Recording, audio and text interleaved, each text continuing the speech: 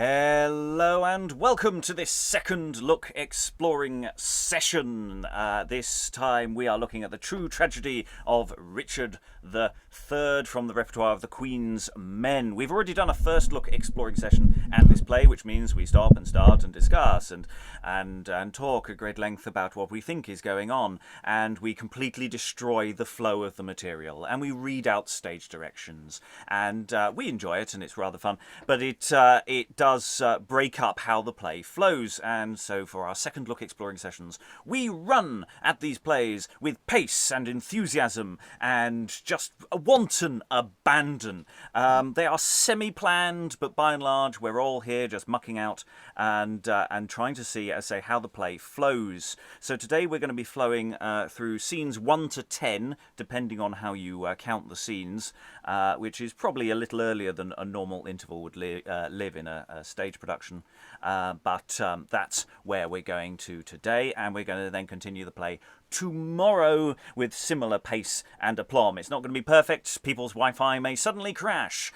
People may get very confused as to what page they're on. People may be confused as to who they are, because there's quite a lot of doubling in this play. But that's all fine, because it's going to get us closer, one step closer to really, really digging into and being able to produce this play in a full and deluxe fashion. Today, reading lots of parts. I'm not going to explain who everybody is reading. Go to the show notes in the YouTube video. There will be a full cast listing there, but we are joined today by Francis, Tamara, Eric, Lois, Liza, Alan, Alexandra, Emma, Sarah, Dan, Lynn, Helen, Aliki, Valentina, and Rachel, and I am Robert. And we are going to now take a moment. We're going to take a moment. There will be some slides occasionally where action is a little too complicated. So I'm going to ask everyone now to slowly disappear from the screen, and I'm going to put up a first slide to help set the scene for the action that's about to happen.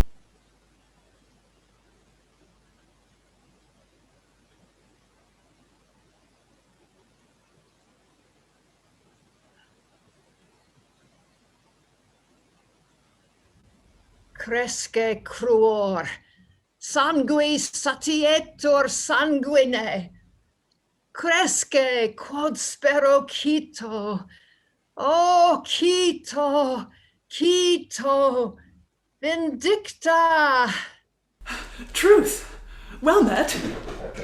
Thanks, poetry. What makest thou upon a stage? Shadows. Then I will add bodies to the shadows. Therefore depart, and give truth leave to show her pageant. Why? Will Truth be a player? No, but tragedia-like, for to present a tragedy in England done but late, that will revive the hearts of drooping minds. Whereof? Marry thus. Richard Plantagenet of the House of York, claiming the crown by wars, not by descent, had, as the chronicles make manifest, in the 22nd year of Henry VI, by Act of Parliament, entailed to him the crown and titles to that dignity, and to his offspring lawfully begotten, after the decease of that forenamed king. Yet, not contented for to stay the time, made wars upon King Henry, then the sixth, and by outrage suppressed that virtuous king, and won the crown of England to himself. But since at Wakefield in a battle pitched, outrageous Richard breathed his latest breath, leaving behind 3 branches of that line, 3 sons. The first was Edward, now the king, George of Clarence, and Richard, Gloucester's duke. Then Henry, claiming after his decease his style, his crown, and former dignity, was quite suppressed till this Edward IV. But tell me, Truth, of Henry, what ensued? Imprisoned he in the Tower of London lies, by strict command from Edward, England's king, since cruelly murdered by Richard, Gloucester's duke. Whose ghost was it that did appear to us? It was the ghost of George, the Duke of Clarence, who was attainted in King Edward's reign falsely of treason to his royalty. Imprisoned in the Tower was most unnaturally by his own brother, shamed to parents' stock, by Gloucester's Duke, drowned in a butt of wine. What shield was that he let fall? A shield containing this in full effect: blood sprinkled springs, blood spilt craves due revenge. Whereupon he writes, Cresce cruor, sanguis satietur sanguine, cresce quod spero cito, o cito vendicta. What manner of man was this Richard, Duke of Gloucester?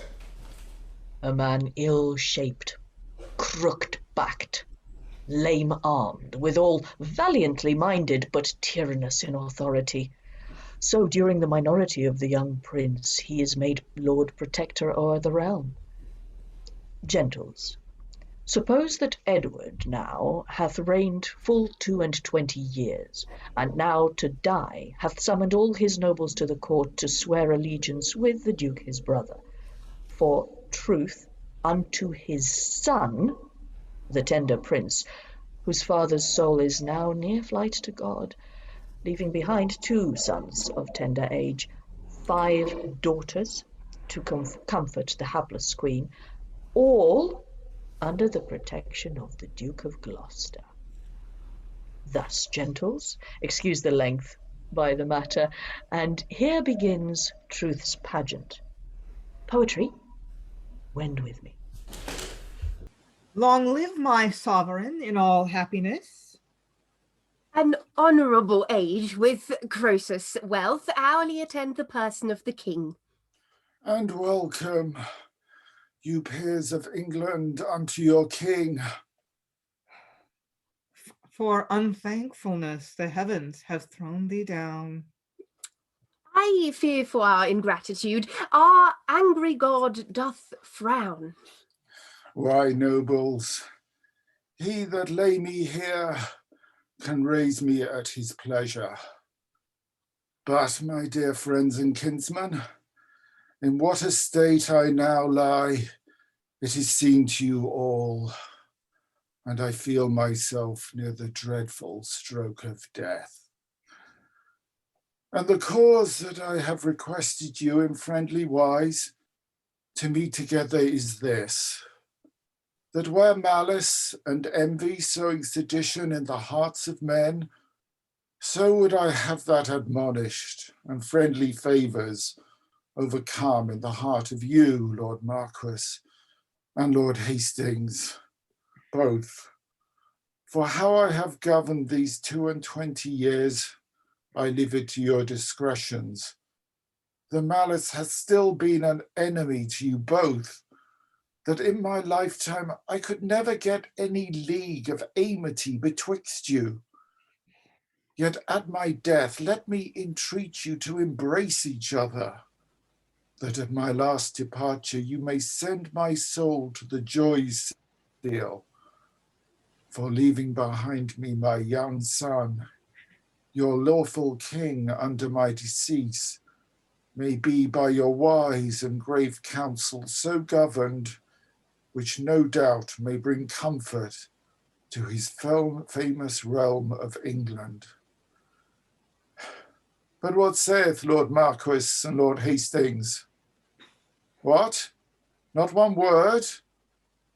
Nay then, I see it will not be, for they are resolute in their ambition.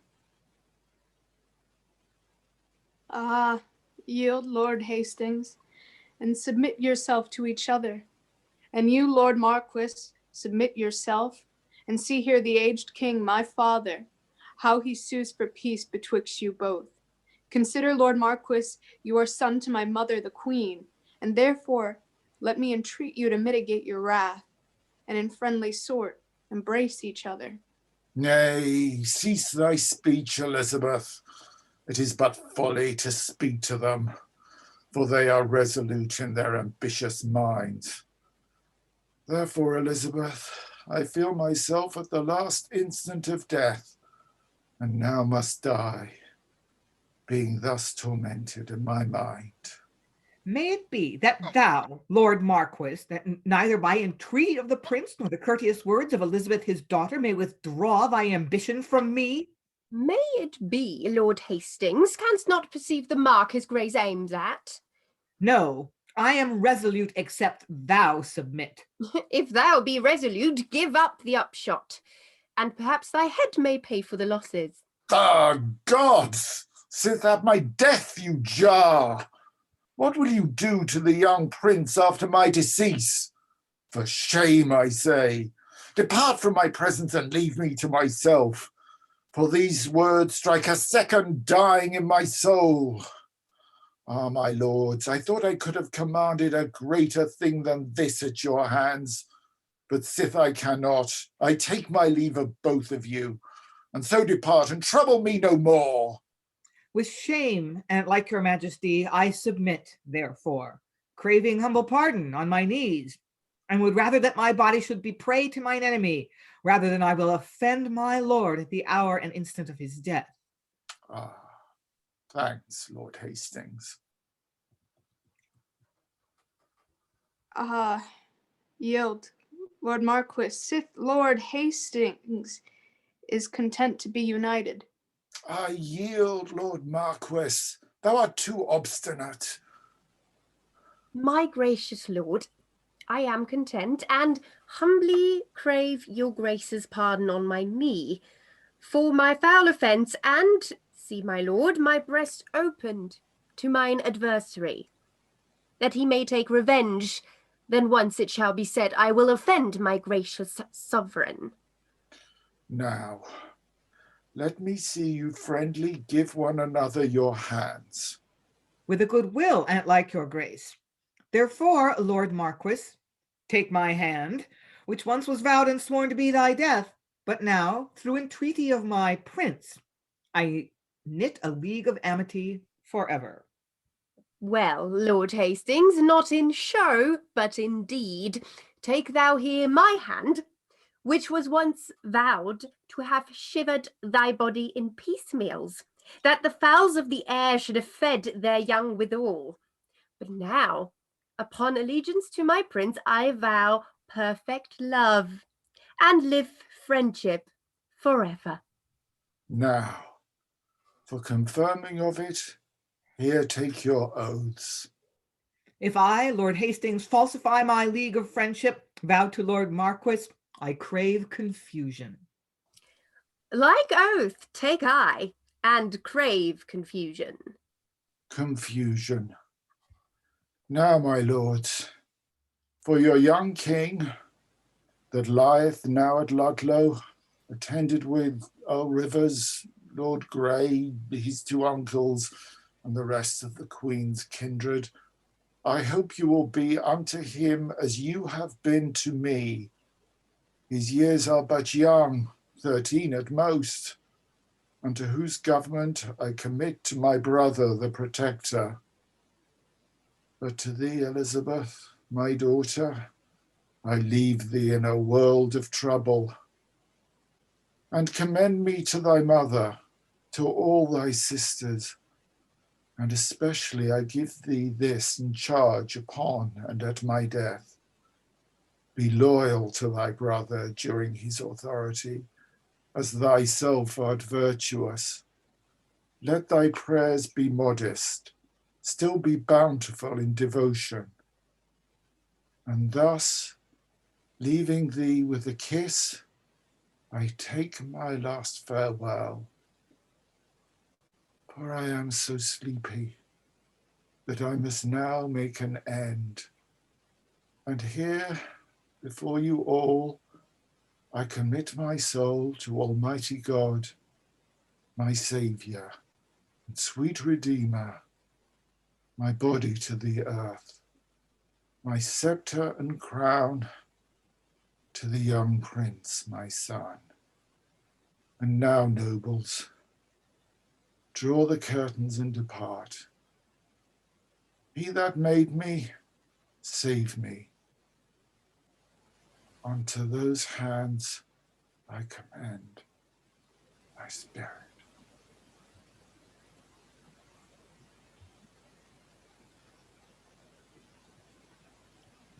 Oh, Fortune! Wherefore wert thou called Fortune, but that thou art fortunate? Those who thou favourest be famous, meriting mere mercy, and fraught with mirrors of magnanimity. And Fortune, I would thou hadst never favoured me. Why, mistress? If you exclaim against Fortune, you condemn yourself. For who hath advanced you but Fortune? Aye, as she hath advanced me, so may she throw me down. But Hursly, dost not hear the king is sick? Yes, mistress, but never heard that every sick man dies. Oh, Hursly, my mind presageth some great mishaps unto me. For last time I saw the king, methought ghastly death approached in his face. But thou knowest this, Hursly. I have been good to all, and still ready to prefer my friends to what preferment I could. What was it his grace would deny Shaw's wife?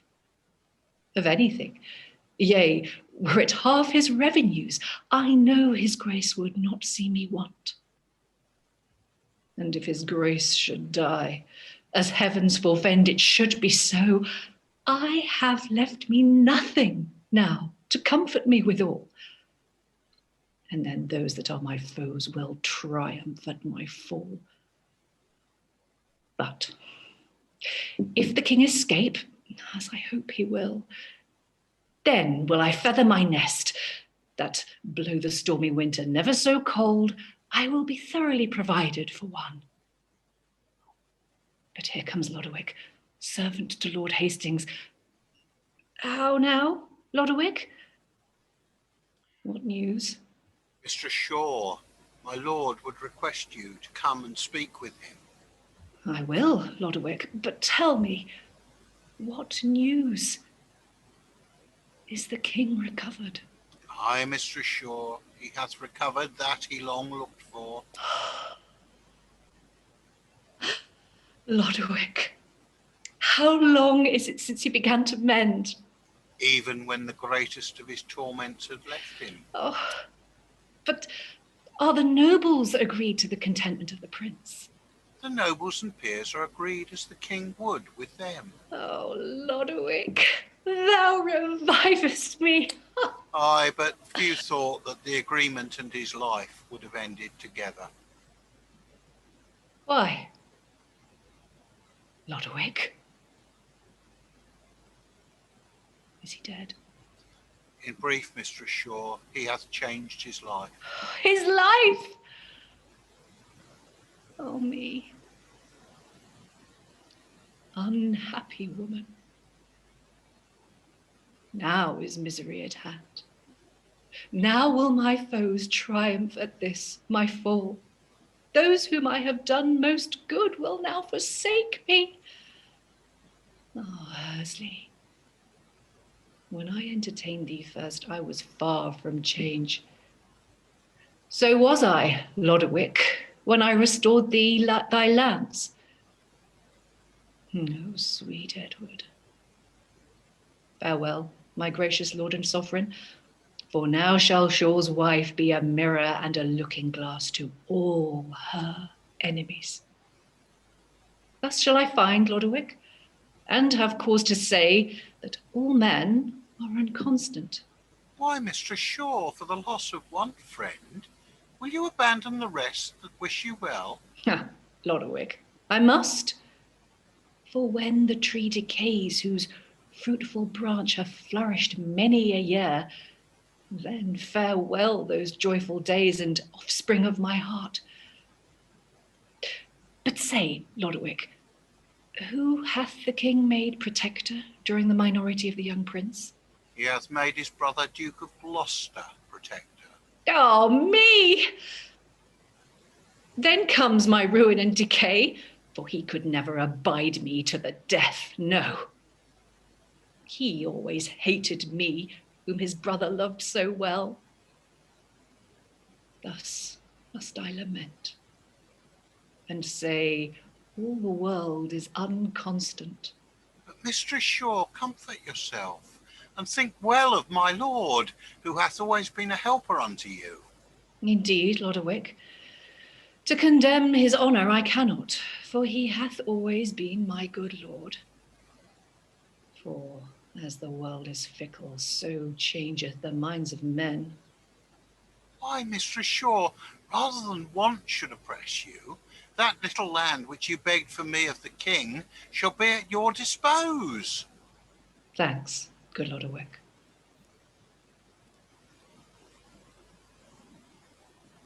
Oh, Master Morton, you're very welcome, Matt. I hope you think on me for my money. I pray, sir, bear with me, and you shall have it, with thanks too. Nay, I pray, sir, let me have my money, for I have had thanks and too much more than I looked for. In faith, sir, you shall have it, but you must bear with me a little.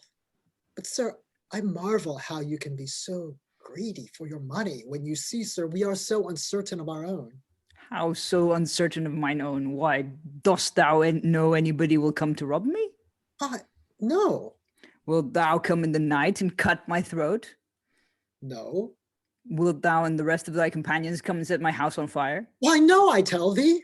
Why then, how should I be uncertain of mine own? Why, sir, by reason the king is dead.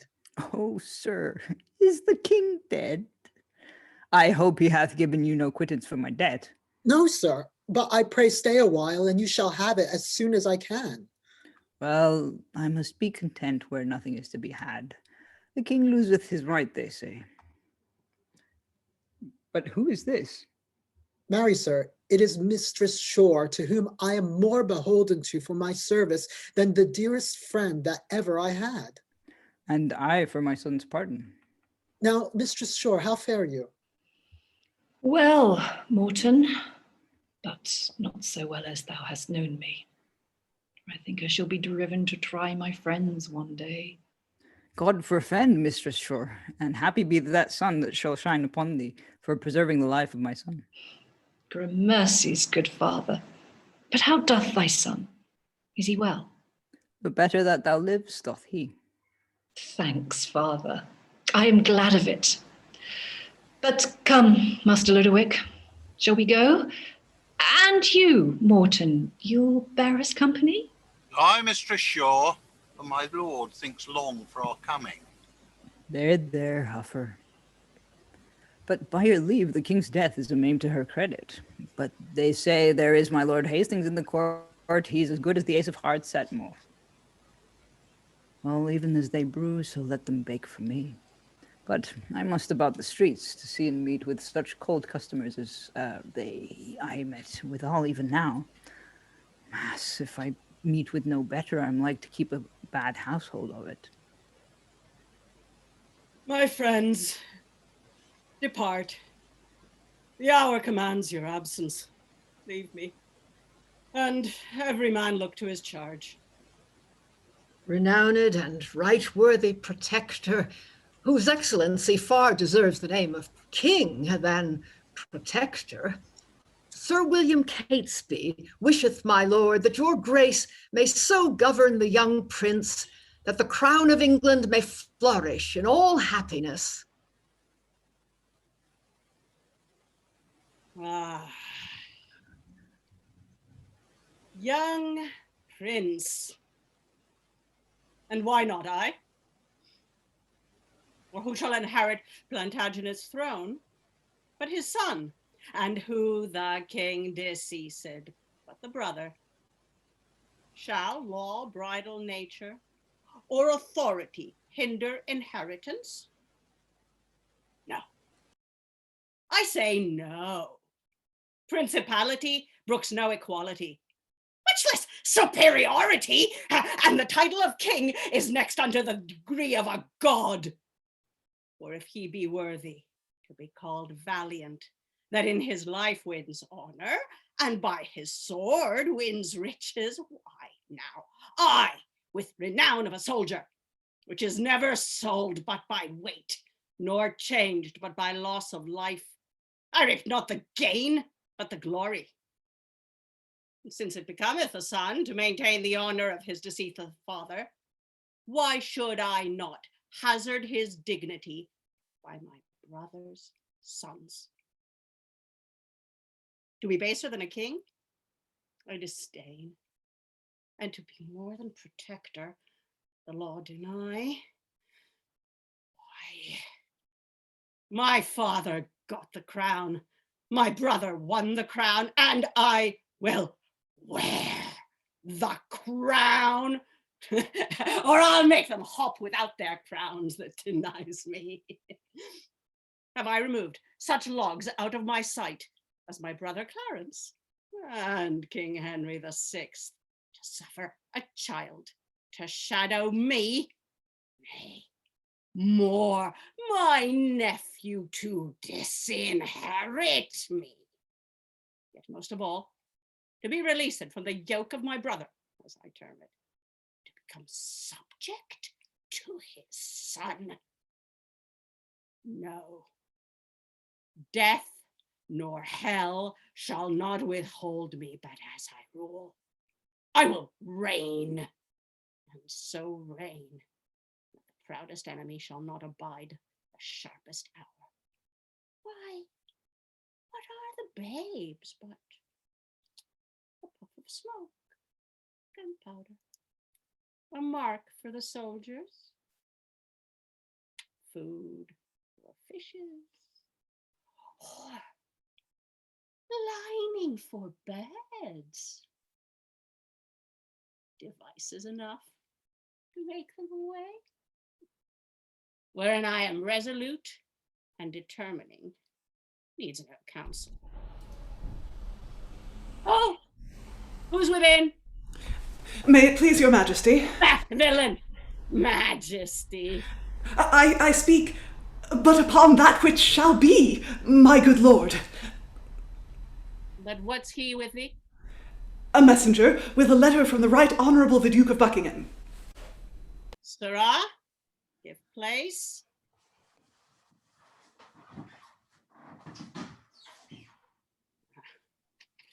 How this title of majesty animates me to my purpose. Rise, man. Regard no fall. Haply this letter brings good luck.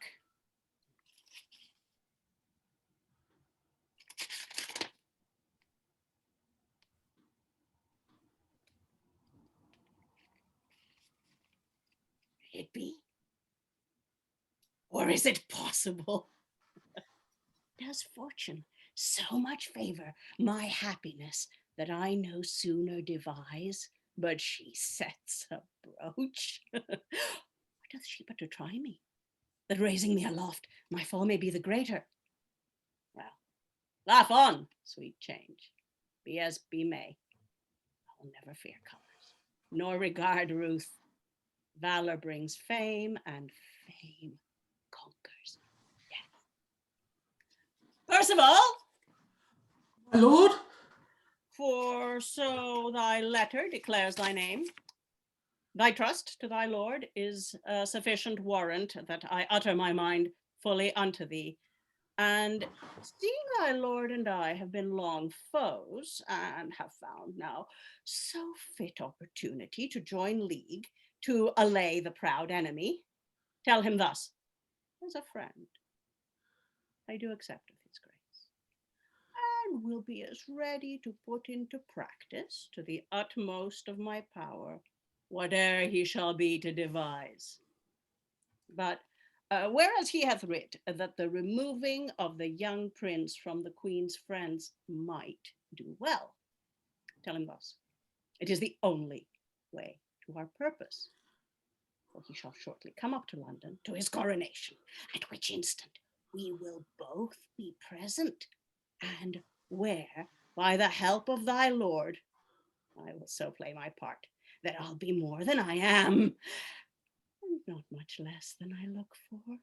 No, not a hair's breadth from that I am. Judge thou what it is, Percival. God sent it, my lord, but my lord willed me to satisfy you, and to tell you by word of mouth that he hath in readiness a brave company of men. What power hath he? A brave band of his own. What number? My lord, to the number of 500 footmen and horsemen. Aiders unto him is my Lord Chamberlain and my Lord Hastings. Zounds! Dare he trust the Lord Hastings? Aye, my lord, as his own life. He is secret, I warrant you. Well, Percival, this matter is weighty and must not be slipped. Therefore, return this answer to thy lord, that tomorrow I will meet him, for today I cannot. For now the funeral is past, I must set a screen before the fire for fear of suspicion. Again, I am now to strengthen myself by the controversy that is betwixt the kindred of the king deceased and the queen that's living. The young prince is yet in the huckster's handling, and they not thoroughly friends. Now must I so work that the water that drives the mill may drown it. I glide, Percival. I regard more the glory than the gain, for the very name of our king redouble a man's life with fame when death hath done his worst. And so commend me to thy lord, and take thou this for thy pains. I thank your grace, and humbly take my leave. Why, so now, fortune, make me a king. Fortune, give me a kingdom. Let the world report the Duke of Gloucester was king. Therefore, fortune me a king. If I be but king for a year, nay, but half a year, nay, a month, a week, 3 days, 1 day, or half a day, nay, an hour, zoons, half an hour. Nay, sweet fortune, clap at the crown on my head, that the vassals may but once say, God save King Richard's life. Is enough. Sarah, who's there? My lord? What hearest thou about the court? Joy, my lord, of your protectorship for the most part. Some murmur, but my lord, they be of the baser sort. A mighty arm will sway the baser sort. Authority doth terrify. But what other news hearest thou? This, my lord. They say the young king is coming up to his coronation, attended on by his 2 uncles, Earl Rivers and Lord Grey, and the rest of the queen's kindred. A parlous bone to ground upon, and a rush stiffly knit. If I can find a knot, I would give one half to the dogs and set fire to the other. It is reported, my lord, but I know not whether it be true or no, that the Duke of Buckingham is up in the marches of Wales with a band of men, and, as they say, he aims at the crown. Shadow without substance, and a fear without a cause. Yet, if my neighbour's house be on fire, let me seek to save mine own. In trust is treason. Time slippeth. It is ill jesting with edged tools or dallying with princes' matters. I'll strike while the iron is hot, and I'll trust never a Duke of Buckingham. No, never a duke in the world further than I see him. And, sirrah, so follow me. I see my lord is fully resolved to climb, but how he climbs, I'll leave that to your judgments. But what his fall will be, that's hard to say. I marvel that the Duke of Buckingham and he are now become such great friends, who were wont to love one another so well as the spider doth the fly. But this have I noted. Since he hath had the charge of protector, how many noble men hath fled the realm? First the Lord Marquess, son to the Queen, the Earls of Westmoreland and Northumberland are secretly fled. How this gear will cotton I know not. But what do I, meddling in such matters that should meddle with the untying of my lord's points? Faith, do even as a great many do beside, meddle with princes' matters so long till they prove themselves beggars in the end. Therefore I, for fear I should be taken napping with any words, I'll set a lock on my lips, for fear my tongue grow too wide for my mouth.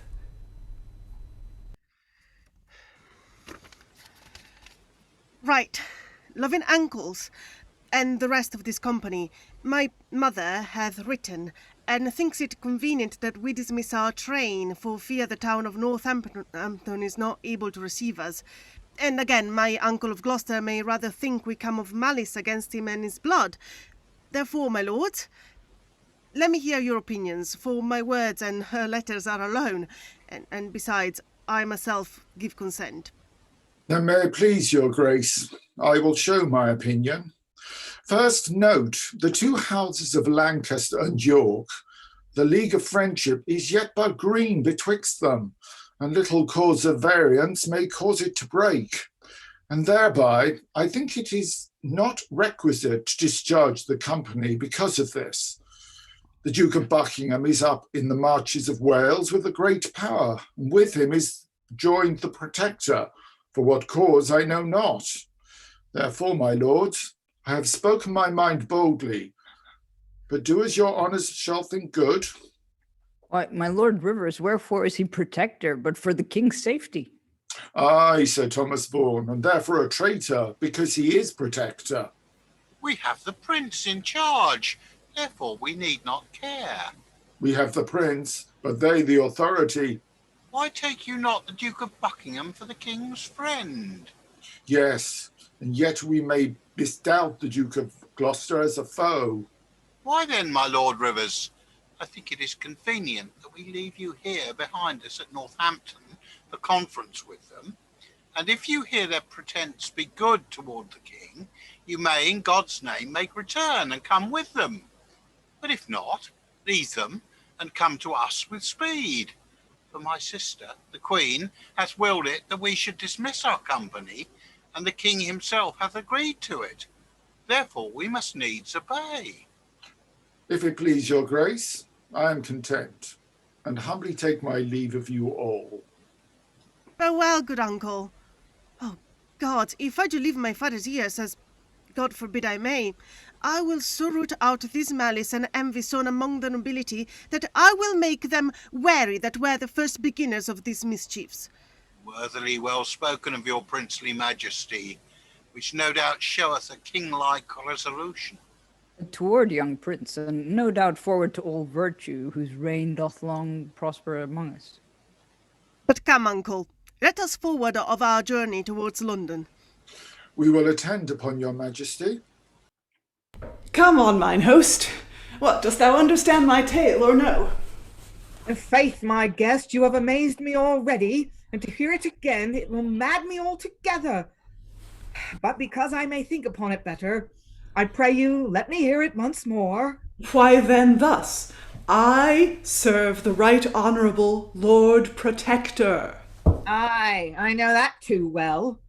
Then this is his grace's pleasure, that this night he will be lodged in thy house. Thy fare must be sumptuous, thy lodgings cleanly, his men used friendly and with great courtesy, and that he may have his lodging prepared as near Lord Rivers as possible may be. If this be all, sir, this be done already. Nay, more. Nay, sir, and you love me no more. Here's too much already. Nay, my lord's grace's pleasure is further, that when all thy guests have ta'en their chambers, that thou convey into my lord's hands the keys of every several chamber. And what my lord's pleasure is further, thou shalt know in the morning. How, lock my guests like prisoners? Why, do you hear, my guests? Methinks there should be little better than treason in these words you have uttered. Treason, villain? How darest thou have a thought of treason against my lord? Therefore you were best be brief and tell me whether you will do it or no. Alas, what shall I do?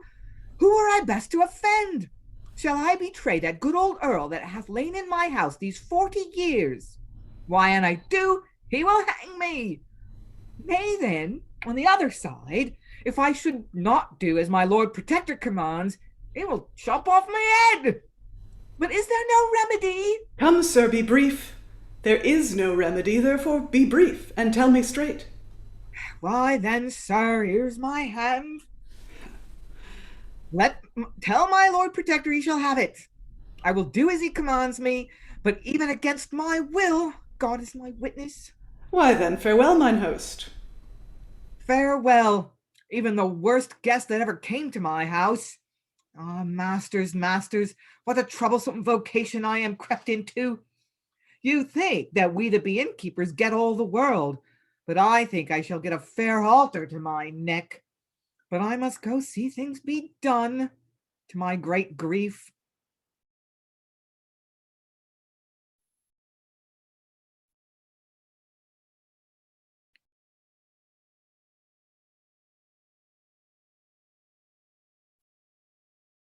Ho! Mine host, Chamberlain, where's my key? What? Penned up like a prisoner? But stay, I fear I am betrayed. The sight of Gloucester's duke doth make me sore afraid. I'll speak to him and gently him salute, though in my heart I envy much the man. Good morrow, my Lord Protector, to your grace, and Duke of Buckingham, good morrow too. Thanks, noble dukes, for our good cheer, and for your company. Thou wretched earl, whose aged head imagines naught but treachery, like Judas, thou admitted wast to sup with us last night, but heavens prevented thee our ills, and left thee in this plight. Grievest thou that I, the Gloucester Duke, should as protector sway? And were you he was left behind to make us both away? Wilt thou be ringleader to wrong? Must you guide the realm? Nay, overboard all such mates I hurl whilst I do guide the helm. I'll weed you out one by one. I'll burn you up like chaff. I'll tend your stock up by the roots that yet in triumphs laugh. Alas, good dukes, for aught I know, I never did offend, except unto my prince, unloyal have I been. Then show just cause why you exclaim so rashly in this sort, so falsely thus me to condemn upon such false report. But am I here as prisoner kept, imprisoned here by you? Then no, I am as true to my prince as the proudest in thy crew. Ah, bravely spoken, good old earl, who, though his limbs be numb, he hath his tongue as much at use as though his years were young. Speak'st you the truth? How darest you speak for justice to appeal, when, as thy packing with thy prince, thy falsehood do reveal? Ah, Rivers, blush for shame to speak like traitor as thou art. Upbraid you me as traitor to your grace? No, although a prisoner, I return defiance in thy face. The chronicles I recalled talk of my fidelity and of my progeny, where, as in a glass, you mayst behold thy ancestors and their treachery. The wars in France, Irish conflicts, and Scotland knows my trust, when thou hast kept thy skin unscarred and let thine armour rust. How thou unjustly here exclaimest, yea, far from love or kin, was this the oath which at our prince's death with us thou didst combine? But time permits now to tell thee all my mind, for 'tis well known that but for fear you never would have climbed. Let commons now have it in hand, the matter is begun, of whom I fear the lesser sort upon thy part will run. My lords, I cannot breathe it out in words like to you but this. My honour I will set to sail. Let any common man come in and say Earl River's faith unto his prince did quail. Then I will lose my lands and life. But if none so can do, then thou, protector, injust me, and thy co-partner too. And since as judges here you are, and taking no remorse, spare me not. Let me have law. In justice do your worst. My lord, lay down a cooling card. This game has gone too far. You have him fast, now cut him off, for fear of civil war. Injurious owl!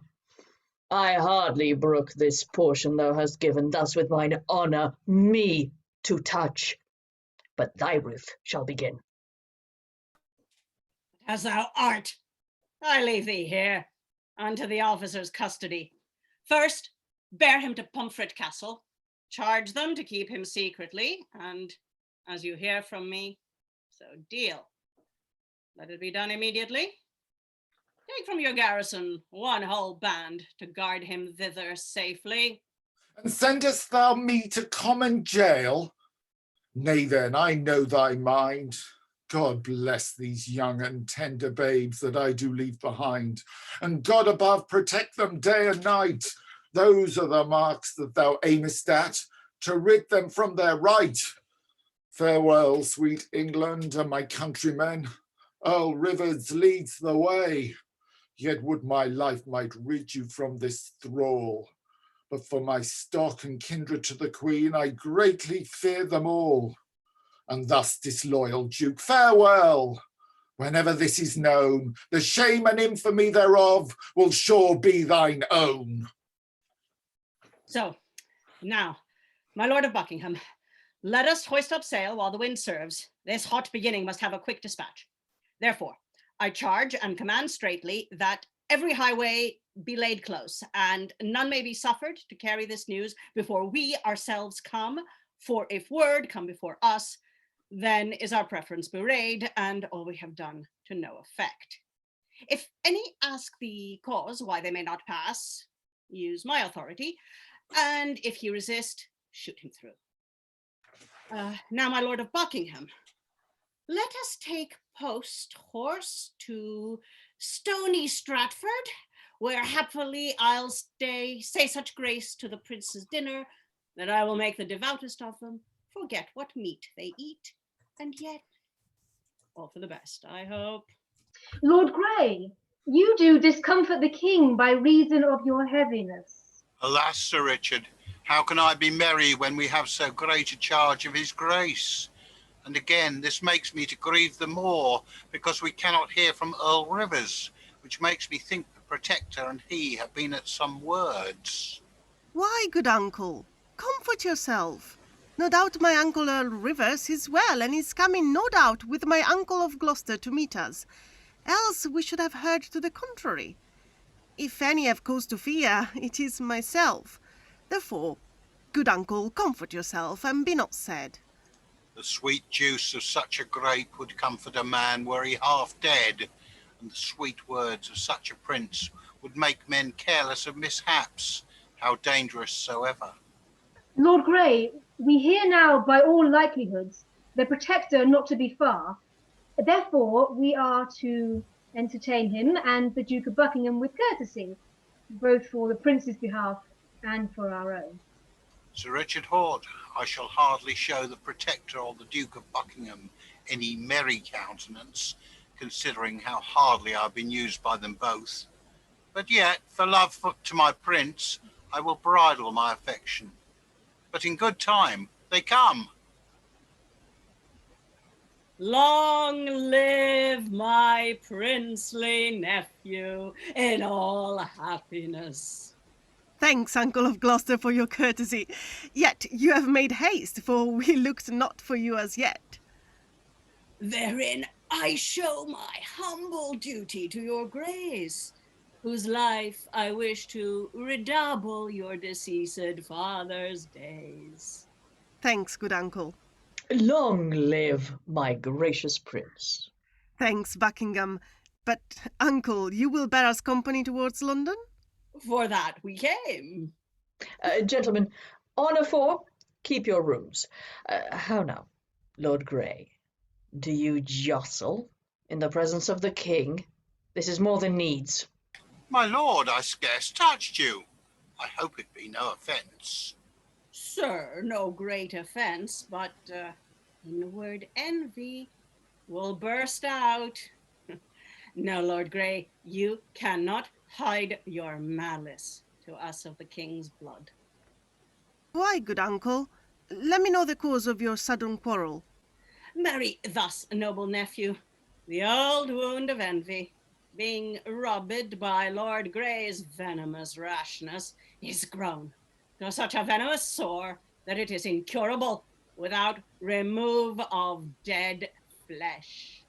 Lord Grey, I do so much dislike thy abuse, that were it not in the presence of the prince, I would bid thee to combat. But thus, and it shall like your grace, I arrest and attach this Lord Grey, Sir Thomas Vaughan, and Richard Haute, for high treason to your grace. And that Lord Grey hath conveyed money out of the Tower to relieve our enemies, the Scots, and now by currying favour with your majesty, he thinks it to be hid. Only this I add, you govern the prince without my authority, allowing me no more than the bare name of protector, which I will have, in despite of you, and therefore, as your competitor Earl Rivers is already imprisoned, so shall you be. But whereas we are attached as traitors to his grace and govern him without your authority, why, we have authority from the Mother Queen. And for the delivery of the money to the Scots, it was done by general consent of you all. And that I have your hands to show for my discharge. Therefore your arrest and attachment is not lawful, and yet as lawful as your quarrel is right. Thy presumption condemns thee, Lord Grey. Thy arrest is lawful. Therefore, see them speedily and secretly imprisoned, and after the coronation they shall answer it by law. Meanwhile, officers, look to your charge. God, and is it justice without my consent? Am I a king and bear no authority? My loving kindred committed to prison as traitors in my presence, and I stand to give aim at them? Oh, Edward, would thou layest by thy father's side, or else he had lived till thou hast been better able to rule. If my near kindred be committed to prison, what remains for me? A crown? But how? So beset with sorrows that the care and grief will kill me ere I shall enjoy my kingdom. Well, since I cannot command, I will entreat. Good uncle of Gloucester, for all I can say little, but for my uncle Lord Grey, what need he be a thief or conveying money out of the Tower when he hath a sufficient of his own? But, good uncle, let me bail them all. If not, I will bail my uncle Lord Grey, if I may. Your grace undertakes you know not what. Matters are perilous, especially against the Lord Grey. What perilous matters, considering he is a friend to us? He may be a friend to win favour, and so climb to promotion in respect of his equals. His equals, nay, his betters. I know my uncle will conceal no treason or dangerous secrecy from us. Yes, secrets that are too subtle for babes. Alas, my lord, you are a child, and they use you as a child. But they consult and conclude of such matters as, were we not careful, would prove prejudicial to your majesty's person. Therefore let not your grace fear anything by our determination, for as my authority is only under your grace, so shall my loyalty deserve hereafter the just recompense of a true subject. Therefore, I having charge from my brother, your father, and our late deceased king, during the minority of your grace, I will use my authority as I see good. I me unhappy king. Nay, let not your grace be dismayed for our imprisonment, but I would we could warrant your grace from harm. And so we humbly take our leaves of your grace, hoping that ere long we shall answer by law to the shame and disgrace of you all. Go, you shall answer it by law. But come, uncle, shall we to London to our untimely coronation? What else? And please your majesty, where, by the way, I will appoint trusty officers about you. Sound trumpet in this parley. God save the king. May it please your grace to show to your children the cause of your heaviness, that we, knowing it, may be co-partners of your sorrows. Ay me, poor husbandless queen, and you, poor fatherless princes. Good mother, expect the living and forget the dead. What though our father be dead, yet behold his children, the image of himself. Ah, poor princes, my mourning is for you and for your brother, who is gone up to an untimely coronation. Why, mother, he is a prince, and in the hands of our two uncles, Earl Rivers and Lord Grey, who will no doubt be careful of his estate. I know they will, but kings have mortal enemies, as well as friends that esteem and regard them. Sweet children, when I am at rest, my nightly dreams are dreadful. Methinks as I lie in my bed, I see the league broken, which was sworn at the death of your kingly father. 'Tis this, my children, and many other causes of like importance, that makes your aged mother to lament as she doth. May it please your grace. Ah, son, no more grace, for I am so sore disgraced that without God's grace I fall into despair with myself. But who is this? What art thou, that with thy ghastly looks presseth into sanctuary to affright our mother queen? Ah, sweet princes, doth my countenance bewray me? My news is doubtful and heavy. Then utter it to us, that our mother may not hear it. Yes, my friend, speak whate'er it be. Then thus may it please your grace. The young prince coming up to his coronation, attended on by his two uncles, Earl Rivers and Lord Grey, and the rest of your kindred, was by the Duke of Buckingham and the Protector met at Stony Stratford, where on a sudden grew malice between the Duke of Buckingham and the Lord Grey. But in the end, the Duke of Buckingham's malice grew so great that he arrested and attached all those of your kindred of high treason, whereupon the Protector, being too rash in judgment, hath committed them all to Pomfret Castle. Where I fear he will butcher them all. But where is the prince, my son? He remains at London, in the Bishop's Palace, in the hands of the Protector. Traitors! Will they lay hands on their prince and imprison his peers, which no doubt means well towards him?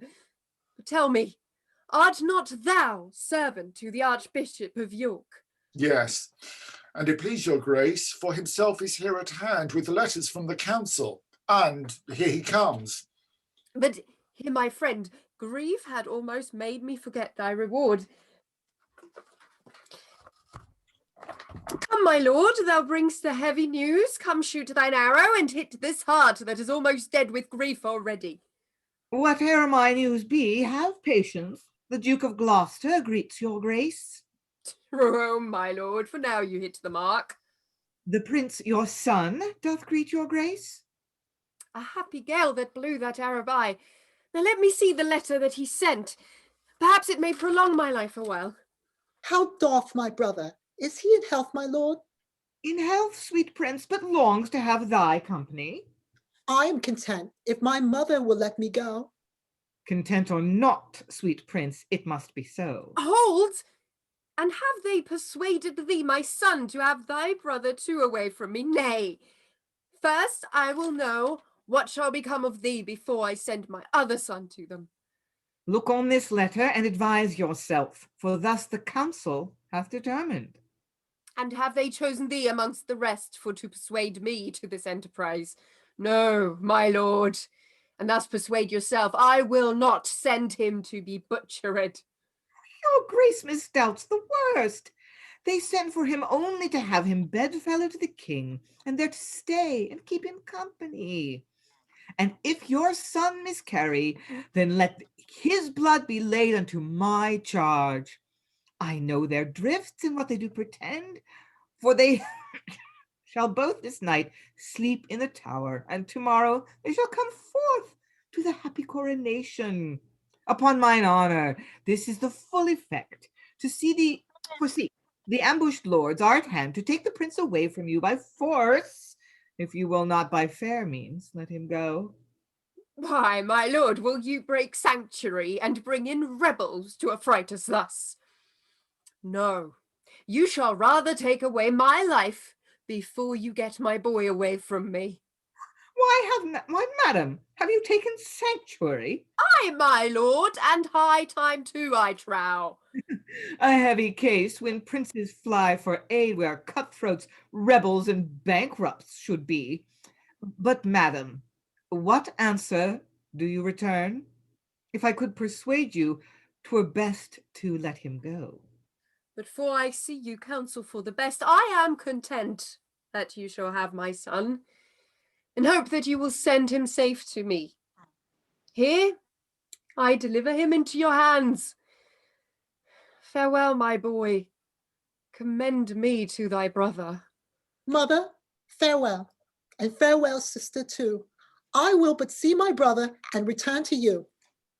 'Tis stop my speech. Come, let us in, my lord. I will attend upon your grace. Hold, take the prince, the queen, and I have done. I'll take my leave, and after you I'll come. How now, my friend? Shall I go to my brother? What else, sweet prince? And for that cause are we come, to bear you company. Why, thus by keeping company, I'm become like unto those with whom I keep company. As my lord hopes to wear the crown, so I hope by that means to have preferment. But instead of the crown, the blood of the headless light upon his head. He hath made but a wrong match, for blood is a threatener and will have revenge. He makes havoc of all to bring his purpose to pass. All those of the queen's kindred that were committed to Pomfret Castle, he hath caused them secretly to be put to death, without judgment. Like was never seen in England. He spares none. Whom he but mistrusteth to be a hinderer to his proceedings, he is straight chopped up in prison. The valiant Earl of Oxford, being but mistrusted, is kept close prisoner in Hammas Castle. Again, how well Dr. Shaw hath pleased my lord that preached at St. Paul's Cross yesterday, that proved the two princes to be bastards. Whereupon, in the afternoon, came down my Lord Mayor and the alderman to Baynard's Castle and offered my lord the whole estate upon him. Offered to make him king, which he refused. So faintly that if it had been offered once more, I know he would have taken it. The Duke of Buckingham is gone about it, and is now in the Guildhall, making his... Ooh, here comes my lord. Catesby, content thee. I have warned the Lord Hastings to this court, and since he is so hard to be won, 'tis better to cut him off and suffer him. He hath been all this while partaker to our secrets, and If he should by some mislike utter it, then we were all cast away. Nay, my lord, do as you will. Yet I have spoken what I can in my friend's cause. Go to. No more ado. Catesby, they say I have been a long sleeper today. I'll wake anon to some of their costs. But, sirrah, are those men in readiness that I appointed you to get? I, my lord, give diligent attendance upon your grace.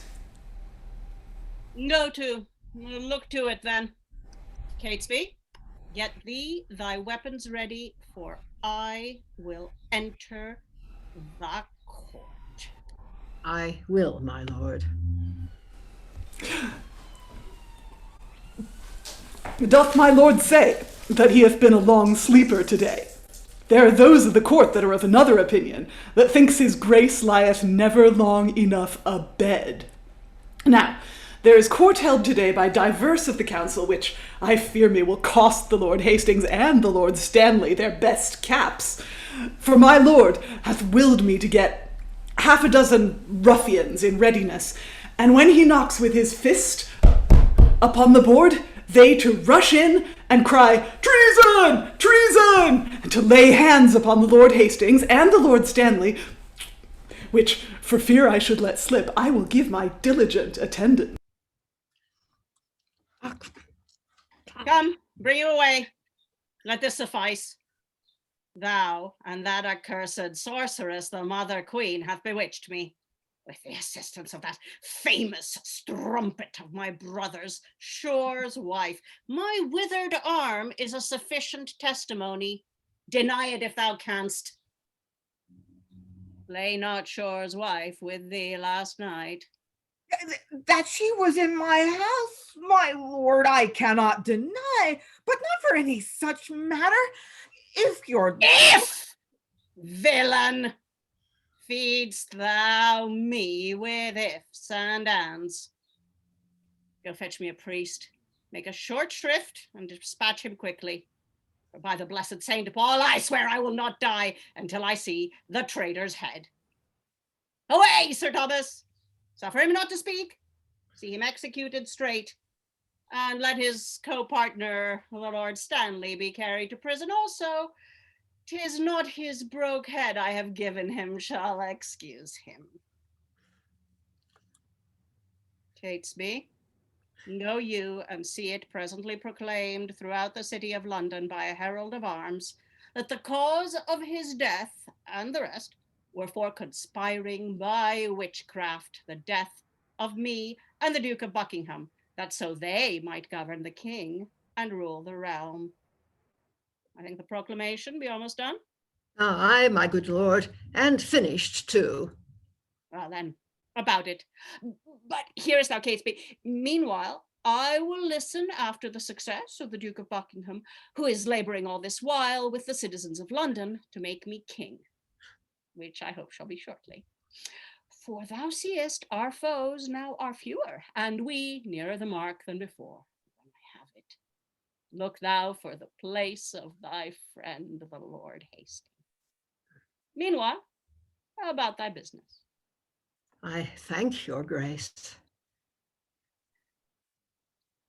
Now, sirrah, to thee. There is one thing more undone, which grieves me more than all the rest. And to say the truth, it is of more importance than all the rest.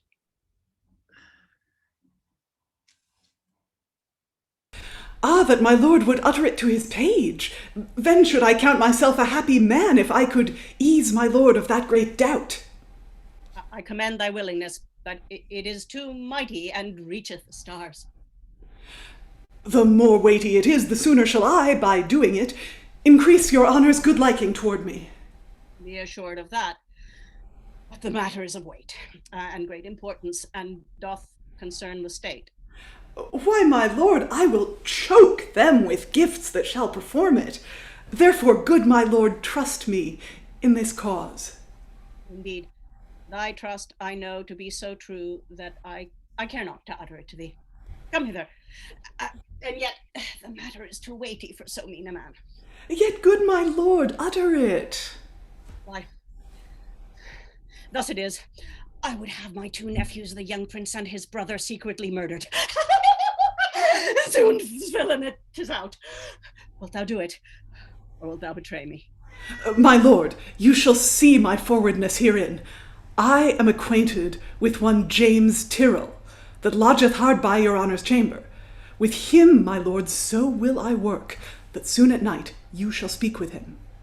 Of what reputation or calling is that Tyrell?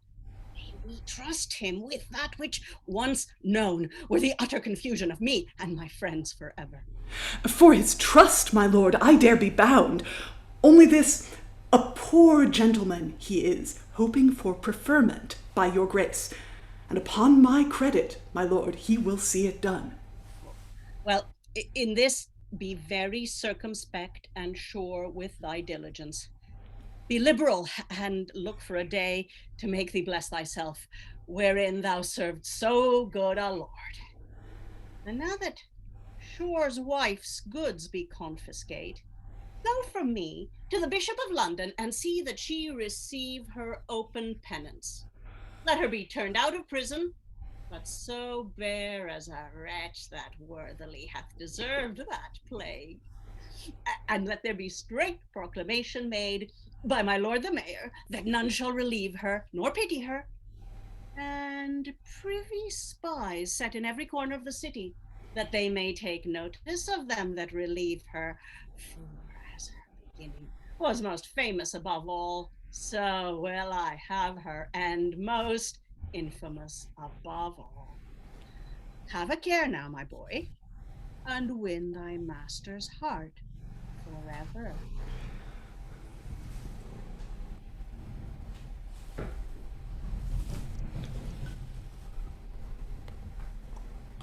And there, sadly, we have to stop. We don't want to. I really don't want to stop there, because if nothing else, it stops the flow of the text, and this is partly what a second look exploring session is all about. We've got a lot of good stuff to digest there.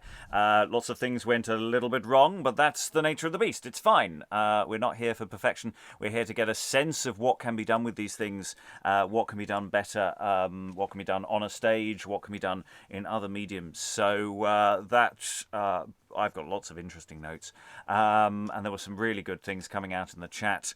So for those who want to go straight on with the action, skip ahead in the future to the next video on the playlist. If you're watching this on the playlist, you'll be able to skip ahead and not listen to us discussing the play.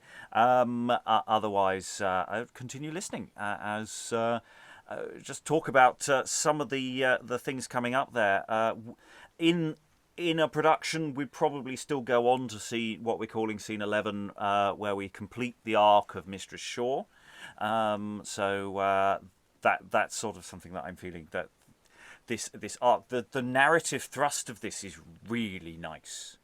I like the way that they just quietly prefigure the thing that's about to happen, and the way that all those little threads keep moving forward.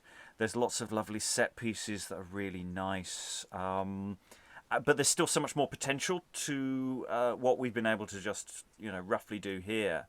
I'm just seeing so much more bustle between scenes. There's one dumb show which I put just a slide in for, but that sort of does invite that there's more dumb show sort of inter-scene action, and just that question of who's watching who. When are asides asides?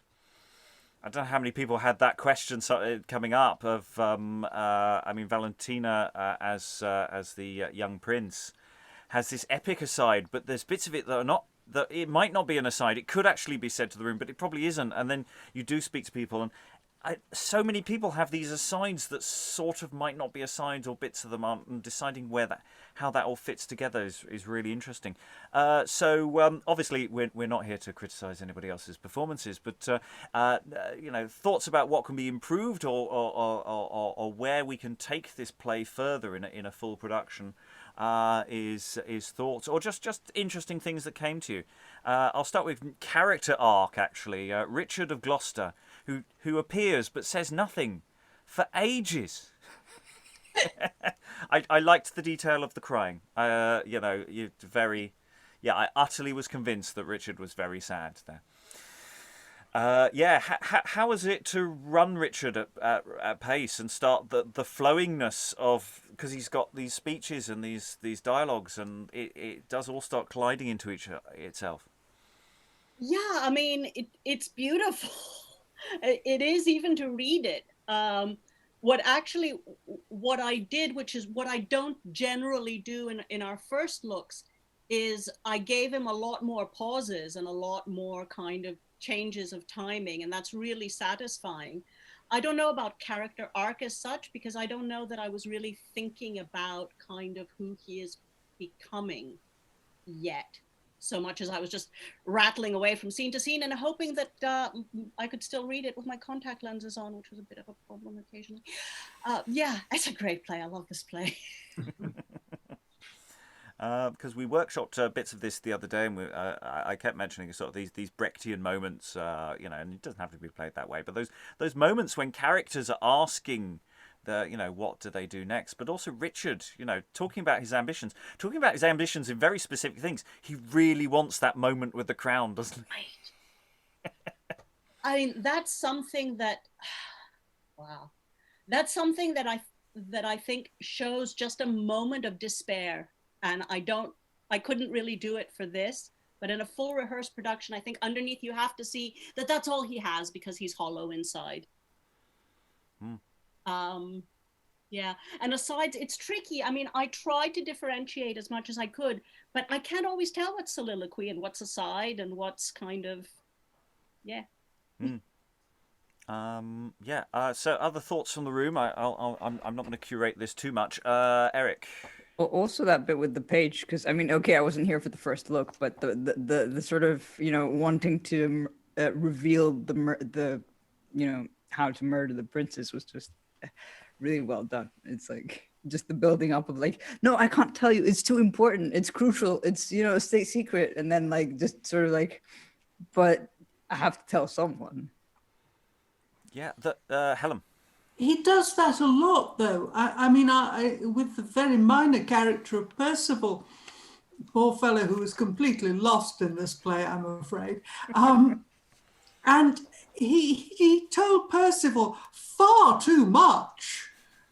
I mean, he was really laying out the plot to poor old Percival, who quite honestly didn't even know what his own message was. I sort of assumed that Percival had stepped back to let him read the letter, and that bit was a mini soliloquy. Oh, but later, after Percival comes forward, he then tells Percival's word of mouth for his master all sorts of details, which are highly treasonous. Yeah, it's a bit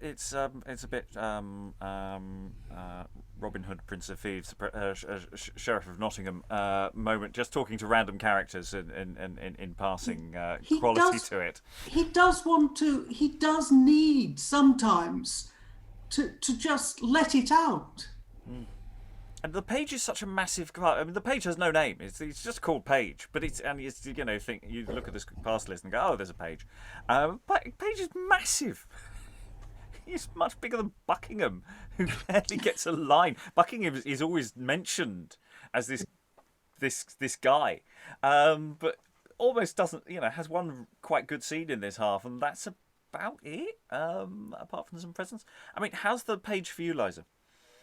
I love him. I feel that I'm not quite doing him justice. I think the page is more together than I am. But I hear the page in my head in cut glass RP. There many of those present could do it beautifully. Emma, in my head, this is your role. But no, I love him, and I love having the chance to do it. The page has. We were talking about character arcs, and the page does seem to have one. I mean, he's been Gloucester's page presumably for a while, to be trusted with the things he's trusted with. But all the same, he sees himself as being corrupted. Which is a handy way for him to defer responsibility for his own corruption. Well, yeah, there's this whole issue of corruption and, people being persuaded to do things, the host being persuaded to do things that maybe doesn't want to do, and the page's responsibility in that, and these little causal leaps and things. Other thoughts in the room about anything, about your own character, your own experience, things you liked, things you would like to do again, and Alexandra? Yes, I wanted to expand on a couple of points. Buckingham is really important to the history, but not to this play. In this play, he turns up in 3 scenes. He's doing lots of very good work off stage, and we'll tell you about it, but the important people are on stage. With Richard and with the page, I think what I find as an audience member, what really, really draws me to them is I am made to care about them because they care so much about, and it's true of the other characters as well. With Richard especially, this obsession that he has with gaining the crown. If it's portrayed with vulnerability and it's portrayed with everything that the text does give him, occasional doubt, occasional overconfidence, and all these changes, it becomes this really engrossing portrayal, and wonderful work, Aliki. And yes, I think with the page as well, he's got a really fascinating journey. He goes through a lot of seeming changes of thought. He thinks this is good, he thinks this isn't good, he's going to do it anyway, that kind of stuff, which I think is fascinating. Internal conflict is the word I was looking for. And yeah, it's just a lot of, actually it's been a lot of fun to be mostly outside because I got to watch all of it. Lovely. I'm going to be closing the session in just a moment so that we can do some prep for tomorrow. Does anyone have any final thoughts that they just want to throw in about this half of the play? I say it's a real shame we've got to break off now. I really wanted to just keep galloping on, but we can't do it neatly, so we're going to do what we can. I'm not seeing anybody waving. All that remains is to thank everybody in the room. Again, credits are all going to be in the notes. Otherwise, thank you very much and goodbye. Bye. And I'm waving with my switch off the video hand. Okay. There